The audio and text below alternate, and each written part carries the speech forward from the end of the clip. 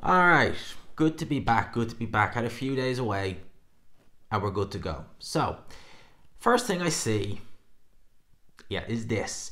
ESPN on Canelo Alvarez and Canelo Alvarez's next fight date, which they're reporting here as September the 14th, although they may end up pushing that fight date back by a couple of weeks. Now, September the 14th is a week before Joshua versus Dubois.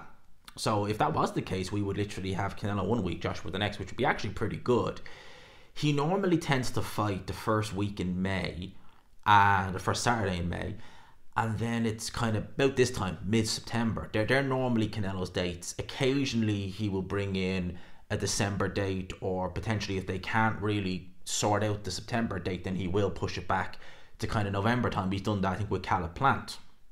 So September the 14th is the date they have listed, but it might not be that date. It might be actually maybe October, could be even a bit later than that. Maybe they'll do it in November again, who knows. Now, who are the opponents? So Benavidez obviously moved up to 175, beat Alexander Vodcek, and talked about potentially coming back down to 168, because he is obviously mandatory challenger for Canelo's title at 168. So you look at that and you think, okay, could he move down? Could the WBC finally call that mandatory? Well, they're giving him a chance to basically. I think they're giving him round about a fortnight thereabouts to basically decide 175, 168. Whether they call the mandatory or not at 168, if he stays there, that's a whole nother argument. Because the WBC are the one to, you could be mandatory, but until they call the mandatory, it's kind of, you're just waiting around. I doubt it's going to be Benavidez. In fact, I'm fairly sure it won't be. September the 14th remains the possible date, though he may end up fighting a few weeks later, according to ESPN. But the opponents that he reportedly could fight, two opponents, and I'm going to be honest with you, neither of these make me even remotely compelled to want to stay up and watch Canelo fight. Because both of these opponents, I will safely say I would know the outcome before it even happens. Especially with one of them. In fact, with one of them, I'd know the outcome, most likely. And the other one, I don't even think he should be in the ring, quite frankly. So the two opponents they're listing here is, the first one is Edgar Berlanga. Now, Edgar Berlanga, I've watched for a while. I remember him in his top-ranked days. He got to about, I think it was 16-0 with 16 knockouts, all in the first round. I love big punchers, but Berlanga never impressed me. And he still hasn't impressed me in any of his subsequent fights. It has never been a performance I've looked at with Berlanga and thought, oh yeah, that's a world level fighter. That's someone who is going to cause problems at 168 pounds and above. That's someone we need to look out for. Never seen it with Berlanga, ever. Never seen it with him. Him against Canelo, I think, would be a fairly run-of-the-mill win for Canelo. I think Canelo will probably stop Berlanga. He hasn't had a stoppage win since Caleb Plant, and I think Berlanga would be the guy Canelo stops next. I don't see Berlanga beating Canelo. I don't see him being competitive with Canelo. People say, oh, but Berlanga can punch. How many big punches has Canelo been in the ring with? He's been in there with loads of them. He's been in there with the likes of Miguel Cotto. He's been in there with the likes of Sergei Kovalev. Triple G, repeatedly with Triple G. And what's the thing? Bivol has a bit of power as well. What's the thing about those fighters is that, yes, they can all punch. They might not necessarily hit as hard as Berlanga. I don't know, he seems to hit pretty hard. But they're way more skilled.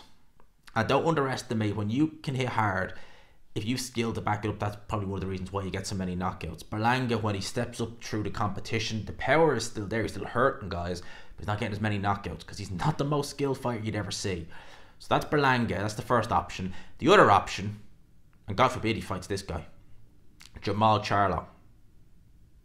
Don't want to see that fight. Charlo, up until very recently, was WBC champion at 160 pounds, even though he hadn't defended the title for a couple of years, 2 years, 3 years. It was a while. It was a long time of inactivity of him not defending that title. Then when he did come back, he came back, I think it was at 164 in a 10-rounder, and he really didn't look good in that fight. And the reason why he finally got stripped of his title was, I believe, he got himself into, for the algorithms, we'll just say, a spot of bother.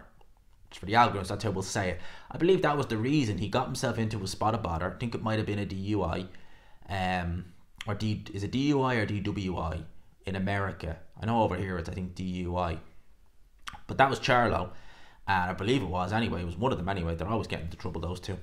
And yeah, we've heard virtually nothing from him since then. And his brother, who fought Canelo last year in September, I mean, we've heard nothing from him since that loss. And I think, to be honest with you, I think that Jermall Charlo versus Canelo would be exactly the same, all identical as Jermall versus Canelo. One guy being the aggressor and the other guy accepting the loss before the fights even started and just trying not to get stopped. I think that's how it would be. I genuinely think that's how the fight would go. Because Charlo hasn't fought a real fight, a proper fight, in 4 years since he fought Derevchenko. Sergei Derevchenko 4 years ago. I think it was October 2020. And you've seen what's happened over the last few years. Inactivity, lots of time out of the ring, issues outside the ring. I don't even know, he hasn't seemed all good, in terms of the mental health end. And I just don't know. Like, maybe training is the thing for him, yes, but not getting in the ring with Canelo Alvarez, in spite of how much money you might make. I just don't see that being a good fight. Don't see it ending well for. I don't see it ending well for either of them, to be honest with you. And I wouldn't like to see either guy fight Canelo next, to be fair, because I just think that they're both fairly run-of-the-mill routine title fights for Canelo, that he should win both of them pretty comfortably. Just the case of, does he stop either guy? I think he could stop Berlanga. Charlo, if he came to fight, he probably would get stopped by Canelo, but will he even turn up and come to fight?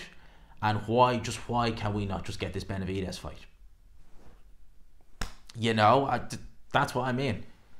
I want to see Canelo Alvarez fight Dave Benavidez. If Benavidez looks to go through with that mandatory, and the WBC call it, Canelo Alvarez fight Benavidez. If he doesn't want to fight him, and he doesn't want the responsibility of that WBC title, give it away. Give it up. And I don't think, or maybe he is interim champion, so he probably would get elevated to full.